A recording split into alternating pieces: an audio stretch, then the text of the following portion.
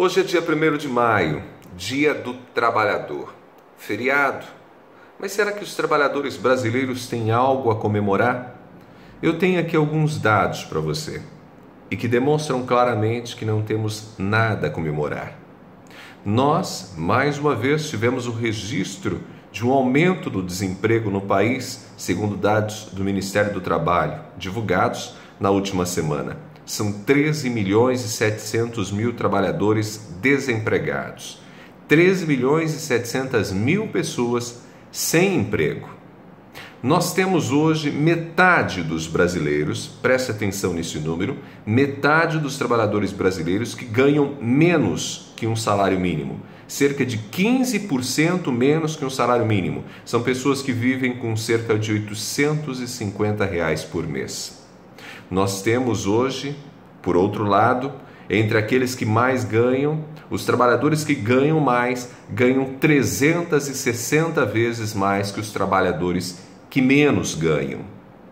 Isso mostra o quanto a desigualdade no nosso país é avassaladora, chega a ser criminosa.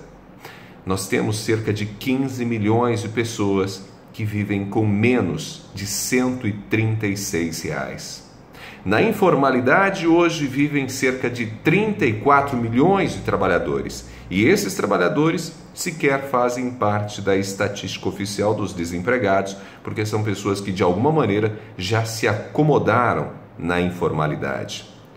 São 5 dados, 5 estatísticas diferentes que eu trouxe para você compreender que a situação no nosso país ela é desastrosa, preocupante, e que nós, nesse Dia do Trabalhador, deveríamos discutir, pensar, refletir e projetar o futuro do nosso país. Nós estamos num ano de eleições. Quantos dos nossos possíveis candidatos à presidência têm propostas efetivas para resolver o problema do trabalhador? Aquele que me parece ser o candidato com maiores condições de vencer as eleições, pelo menos segundo as pesquisas atuais, aquele que vem liderando as pesquisas depois da prisão do ex-presidente Lula, ele ocupa o primeiro lugar por defender bandeiras moralistas, por discutir a violência com teses simplistas do tipo bandido bom é bandido morto. Mas o que ele vai fazer com essas 13.700.000 pessoas desempregadas? Quais são as propostas? Quais são as propostas para reduzir o problema da informalidade, para reduzir a desigualdade? E eu não digo apenas dele, digo de todos os demais candidatos. O quadro é preocupante e me preocupa ainda mais a nossa condição como cidadão. Sabe por quê? Porque pesquisa realizada no ano passado em 38 países mostrou que o brasileiro é alienado, desconhece a própria realidade, se equivoca com a própria realidade. Segundo a pesquisa, somos o segundo povo mais sem noção do planeta.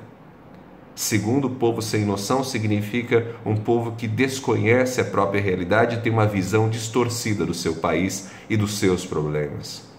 Nesse Dia do Trabalhador, sugiro a você e desafio você a pensar mais a respeito desse tema.